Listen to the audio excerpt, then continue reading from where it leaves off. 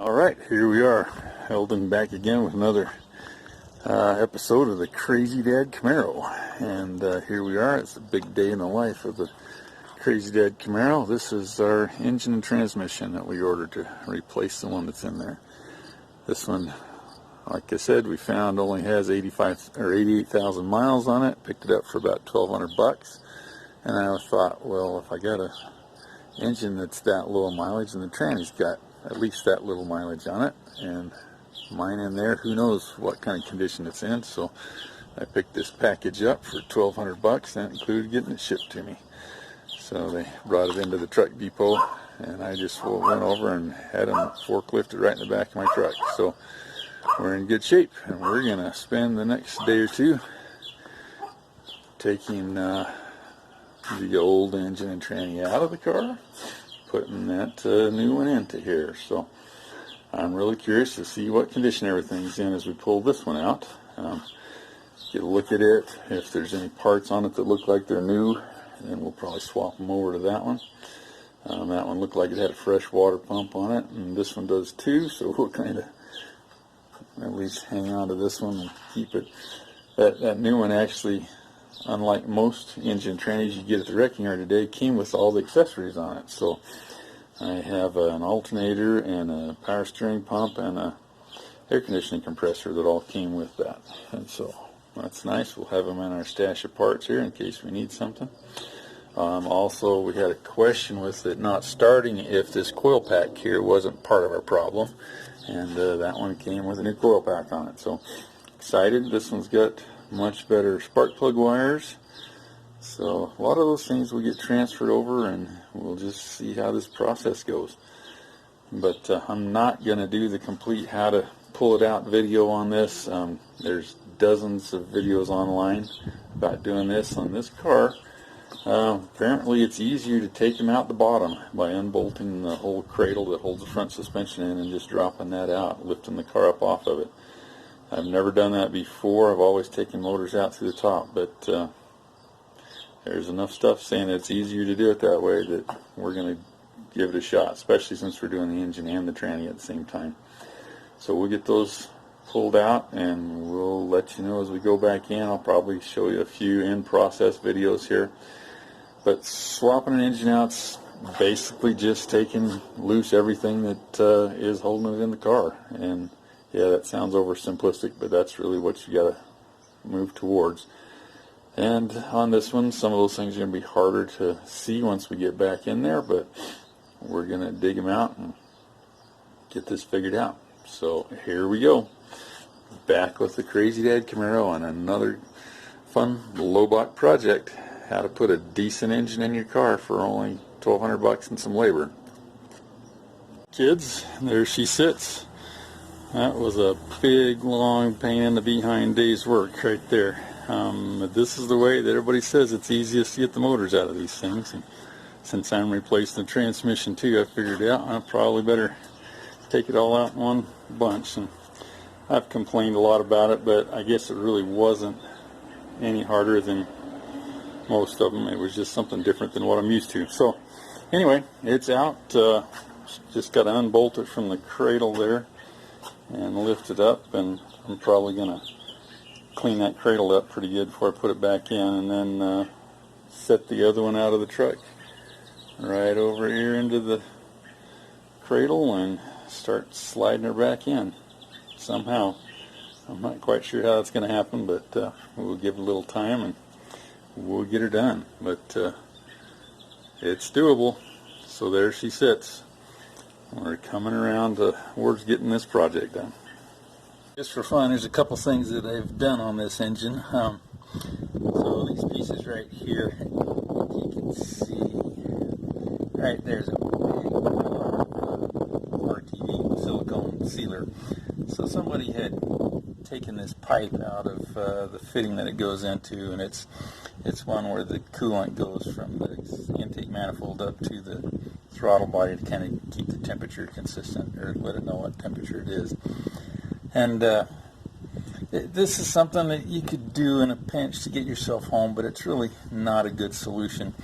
And then this pipe, which you can't see very good here, was extremely rusty and bent and things like that. And so what happened is I had another good one on the pipe like this was good on the engine that came out of the car. And so I went down to the store, and you can buy this piece here that has all the correct fittings. This is actually the one out of the extra engine. Has a broken clip and things that are supposed to be holding the pipe in there.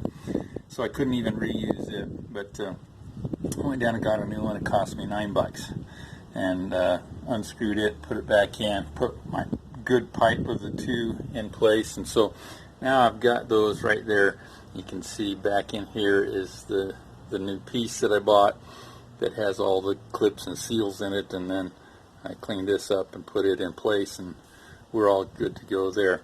Also, in this pile of parts, I was curious about the thermostat, because inside of this motor it looks like it's had water run in it instead of antifreeze, and so I pulled both of them off, and if you look closely at that thermostat is stuck open. So that's the one that came in the engine that I bought from the wrecking yard, and when I pulled off the one off my engine that just came out of the car, it looked like somebody had just recently replaced the thermostat, so I took that and swapped it into this new motor along with a cleaner radiator hose neck there. And so those are really the only things I've had to do to the motor, besides swapping over some basic parts. I did put the better spark plug wires off of the used motor on it. It looks like somebody recently replaced them. They're really much better high performance wires, so I'll hook them up now. I had this little corrugated pipe right here had rusted out and broken on the new motor, so I pulled the one off of my other motor and put it on there. And we had a oxygen sensor like this right here on the other side actually, but the guy at the wrecking yard had just clipped the wire, and so I pulled the good one off of the motor, the old motor, and put it in there. So we're coming together here. I'm just about ready to pick this thing up, start bolting stuff back together. But there we go. I think those are the bulk of the things I'm going to have to do to it. So I'll be setting it back into the engine cradle here shortly, and then I got to figure out how to get it rolled back under the car and lift it up and lift the car down and all of those things so that we get her going in here. Oh, I told you I was going to clean the engine compartment out. I did that. Looks a ton better now. It was just dusty as all get out. And this car was having some overheating problems, and what I found was that the air conditioning condenser core and the radiator core were both completely full almost of dust and cotton from cottonwood trees and stuff like that, to where air couldn't even flow through them. So I've blown those out and then hosed them out with the water to where now I can see daylight through them, which I couldn't even see daylight through them before. And so I think that possibly was part of their overheating problem with this car. But I think I'm ready to put that motor back in, and like I said, it's going to look much nicer in the cleaned up engine compartment. I think we'll be all set to go here shortly. So there we go, moving forward on the Crazy Dad Camaro. Just encountered another problem here that we're going to take care of. So I'm swapping everything over from the old engine to the new engine. This is the crank sensor, and I find that the nice guys at the wrecking yard conveniently cut the pigtail off. It's supposed to have this thing on it.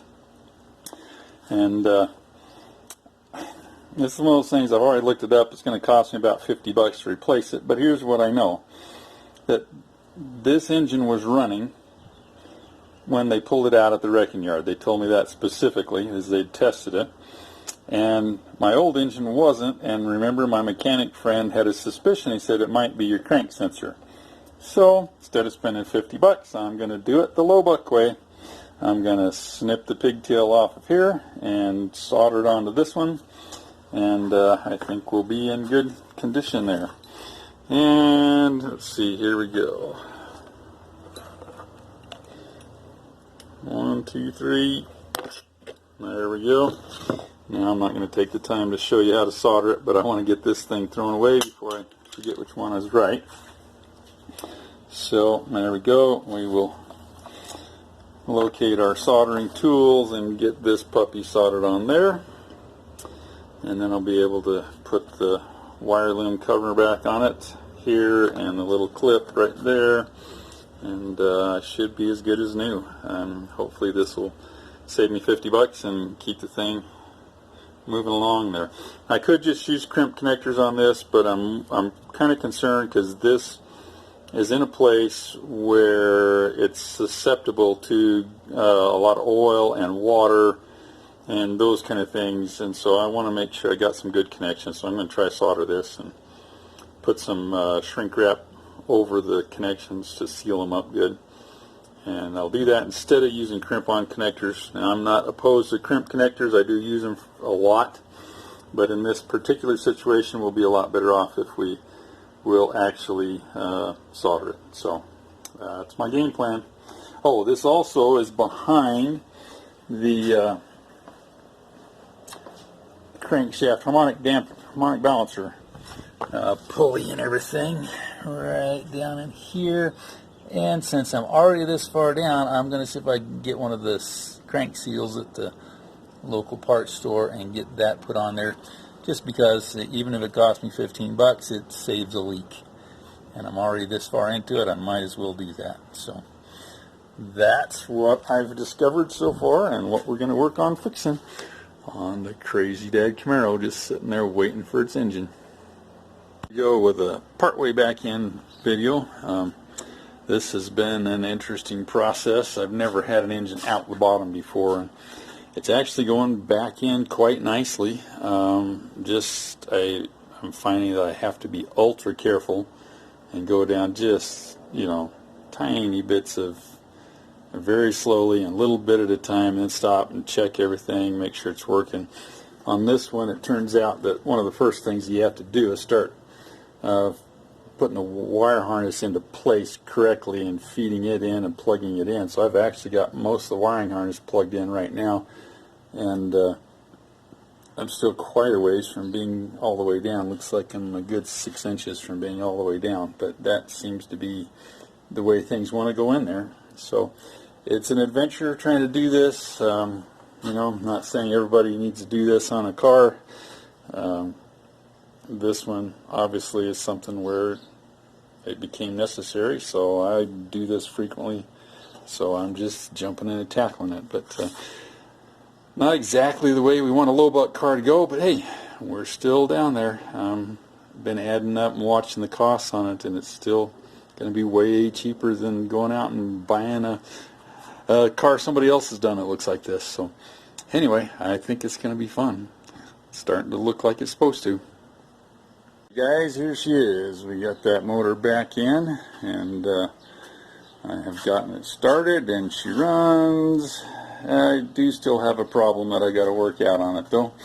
There's something electronic that's not working quite correctly in it, but we have a motor, and a running motor, and that's more exciting than what we've been having. So I'm excited. We're ready to go forward on this. So as far as a wrap up on that method of pulling the engine out from the bottom of this thing, I would say it's one of the most difficult engine swaps I've ever done, and it can be done. It's just a matter of taking your time and working through things carefully and making sure you get everything back in the right places as you come together. Mine kind of, once I got it rolled back under there and started letting the car down, it kind of pretty much went into place. I didn't have to do a whole lot of prying and things like that. But it was complicated getting that thing up in the air and dropping it out like that, and controlling it once you got it on the ground. Being able to move it around was kind of difficult. But there she is, and we will move forward now with the rest of the pieces of the Crazy Dad Camaro. So there you have it.